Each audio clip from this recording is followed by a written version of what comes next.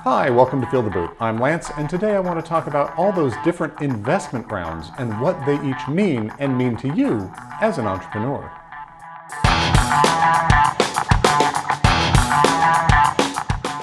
I've seen a lot of confusion from entrepreneurs about what all the different kinds of funding rounds mean and what the requirements to get each one is. Now, in broad terms, a funding round is a single effort to raise money for a business. So all of the cash that comes in over a certain period of time, ideally fairly short, on the same terms would be a round. So if you're doing a C round, everyone who comes in on that C round invests at the same value with the same rights and privileges and all the other terms that are set up. Now, of course, it isn't always that easy. The rounds don't always close quickly, and often there may be multiple closings within a single round. So when you put the offer out, you're opening your round, and when you've decided you've got enough cash that you want to actually take the cash out of escrow or cash the checks that you've gotten, put it at the bank and start using it, that's when you close. And often there's some minimum amount of money required to actually have a close. Now, you'll sometimes also hear this referred to as a Series A, a Series B. And in fact, while they're often used interchangeably, really the term series refers to the specific rights of that class of stock. And so you might have Series A stock, and it has very specific rights and preferences and so forth. You might actually have multiple rounds of a single series. In that case, you might sometimes hear it called Series A1, A2, or round A1, A2, A3, which would mean it's all the same kind of stock that the investors are getting, but they're coming in different batches. It's different openings and closings for each one.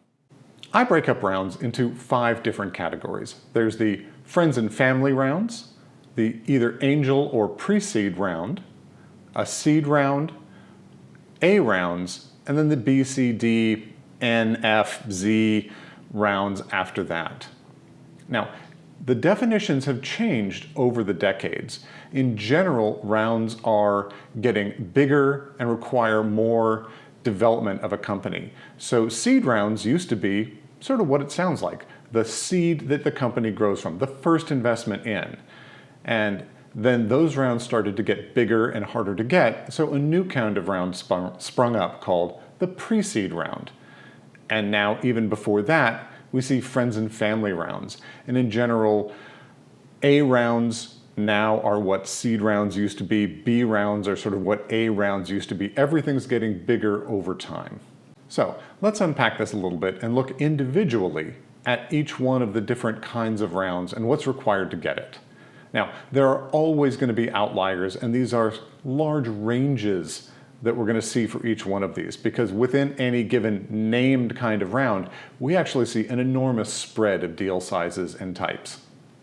So the friends and family round is exactly what it sounds like. This is money raised from the founder's friends and or family, people who have some cash that they're willing to invest in this early stage company.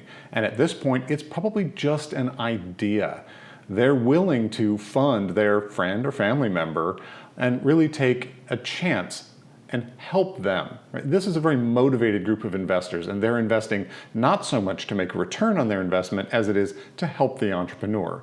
Typically, you're raising between $50,000 and $150,000 at this point, and maybe the company valuation will be somewhere between $500,000 and $1 million. And the investors may be making very small investments. These are, in many cases, not high net worth investors. And so in some cases, you might be getting $5,000 from Uncle Joe and $5,000 from Kenny I went to college with. Right? Really small amounts, but just enough to allow you to get the ball rolling and start producing a product that you can then show to the later investors. So the angel or pre-seed investment is the first disinterested investment in the company. The first money from people who are really doing this to make a profit rather than just to help the entrepreneur. Although they're not exactly the same. In general, pre-seed is often coming from a small fund, a pre-seed fund that specializes in investing in very early stage companies, whereas angels are high net worth individuals. They're investing their own money. They're often former entrepreneurs or former senior executives. And in addition to wanting to make money, they also often invest for the joy of working with startups. I often say that being an angel investor is all the fun of being an entrepreneur without the 100-hour work weeks. And so the ability to be that mentor to this new exciting company often factors into their decisions.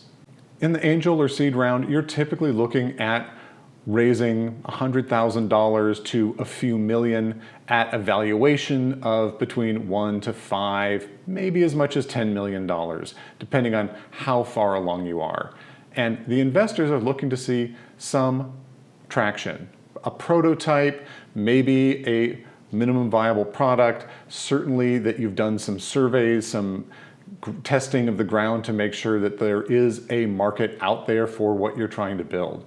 So at this point, almost no angel is going to invest on just an idea that you've got this cool thing that you'd like to do and would you give me some money for it? They're going to want to see that you've taken it farther than that. You've done the market research, you've reached out to potential customers, you've thought through what your go-to-market strategy should be, and you have people who are willing to stand up and say, yes, I would like to buy this. Ideally, you already have revenue, but that's often not a requirement at the pre-seed or angel round level. Institutional investors and super angels, extremely high net worth individuals, dominate at the seed round. Here, the company is typically raising between $500,000 and $5 million, and it's going to be at a valuation of maybe $3 to $30 million. So these are much larger investments. And at this point, they are expecting real traction. Over half of the companies that get funded in seed rounds already have real revenues to show. So they've demonstrated that there is an active requirement and need for the product or service that they're offering. The A round is the first round of real venture capital. This is where the large venture capital companies are starting to actually play a role. And they're looking to invest between $3 and $30 million at this level. Really, with an A round, you're almost never going to actually get less than $5 million. They want to be able to put significant amounts of money to work, but they're going to do it at a fairly high valuation. So the average valuation of the A round is north of $20 million. So at that point, you've actually built a fairly good-sized business. You have real revenues. You're showing product market fit. And now you're looking to show that you can grow fast. Right? You've got customers, you've got a proven marketing model, you can show that you can go to market, your product is out there and working, you're getting lots of customers, lots of good word of mouth. The real question at the A round is, can you bring in money and make it go to the moon? That's what this money is for. The later VC rounds, B, C, D, it can go on for many, many years, is the land of the unicorns. This is where you see the giant, privately owned companies, the ones that ideally are going to go public someday, but they may at this point, once you get into C, D, E, F kind of range, maybe looking at valuations of billions of dollars. And they're bringing in many hundreds of millions of dollars at a time. And they've just decided that they have more ability to grow fast by bringing in equity rather than by going public and having to deal with all of the reporting requirements and the public markets. So at this point, you really are just pouring gasoline on the fire. You're not getting your B, C, D round unless the A round showed you could produce that hypergrowth. If you're not able to really show that amazing hockey stick of an incredibly fast growing company, then probably investors are going to want to see you start bootstrapping. They're going to be much less willing to put in lots more money at these increasingly ridiculous valuations. Another division that you'll often see between different kinds of investments are stock investments or convertible investments. And the stock investments are often called equity. And that's the simplest, at least in concept. That's where the investor is just buying shares in your company. They give you money at some price per share, and they now own X shares of the company, which represents Y percentage of the company. And those shares have certain rights and privileges. Maybe they're preferred shares that have automatically get paid out some fixed amount of money before they convert into regular shares, or if the company is liquidated, those shares get paid first. But it's still just stock. They own part of the company right now. The problem with priced equity rounds is that they're legally more complicated. There's a lot of paperwork that goes into it. You need to negotiate all of those fine deals in advance. And for a small company in particular, that can be a real pain. So what we see often in the earliest rounds are convertible investments, either a convertible note where the investor is actually loaning money to the company, not with any intention of actually being paid back, but on the agreement that that loan will actually convert into stock when the company sells stock directly, when they do their next stock-based round, often at some kind of a discount. So I might invest in the company and say, all right, here's a loan. Next time you actually raise money, I get to convert into whatever kind of stock that is at whatever terms they get, right? All that detailed negotiation is going to happen later, and I'm going to trust some future investor to do a good job on that. But I get in at 20% or 30% less than they did. Now, a twist that's really come up lately is that often companies are going a very long time before they get that next round of investment. They may do several rounds of these convertible notes. And so investors have started getting worried that, well, if I give you this investment now, and in 3 years, I get to convert at a 20% discount to a valuation that's 10 times higher than it was now, that's really not a good deal, right? I should be getting paid for taking a risk. So now we're seeing capped convertible investments. So in addition to getting a discount to whatever someone does next, there's also a maximum that I'm going to pay. So I might have a 20% discount to the next round and a $5 million cap. So even if the next round is at $30 million, I get in at 5.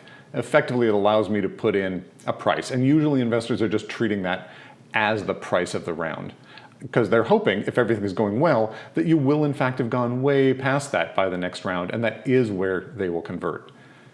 The two main kinds of convertible investments that we're seeing right now are convertible notes, which are the loans I talked about. And they have been the standard for years, but lately we're seeing something else called a SAFE. And this was developed by Y Combinator. It's somewhat simpler. It isn't debt. So the company doesn't carry this debt to you as an investor on their books. It's somewhat less investor friendly, but in practice, they're fairly equivalent. Another thing to keep in mind is that in each round, the investors in that round are typically expecting to come away owning something like 25% of the company. So in the seed round, the investors are going to look at the valuation and the amount of money you're raising and expect that collectively everyone investing in the seed round will end up owning that 1/4 of the company. Now, each time this happens, each additional round, when that new investor comes in and wants 25%, that actually squeezes everyone else down. So someone who's coming in at the pre-seed, and let's say they took the whole pre-seed and they have 25% of the company, by the time the A round happens, they may find themselves only owning 10% because of the dilution, the same dilution that affects the founders. Right? Everyone from earlier rounds does get crushed down by the later rounds. Now, sometimes they'll be negotiating tag-along rights that allows them to invest in the next round. Right? They have pro rata rights to invest with the next round of investors, but that's not always the case. Knowing where you fit and what's expected makes a huge difference when you're trying to raise money. If you're trying to approach a venture capital firm for an A round, but you really only have a prototype of your product, you're never going to succeed, and they may never bother to tell you that you're just doing it wrong. So understanding who are you trying to raise from, and what kind of amounts of money is that group likely to give you at what valuations, and what do they want to see from you first. Make sure that you've got all of those things lined up correctly, so when you go in front of the groups that you're pitching, you look like a professional. You're asking for the right thing from the right people with your company positioned to be successful. Thanks for watching this episode of Feel the Boot. I hope you found it useful and interesting, and if so, please like and subscribe. Then click the bell icon to be notified every time new content is released. We upload new episodes every other week, and we'd love to hear from you what you'd like to see us cover. Please let us know down in the comments. Till next time, ciao.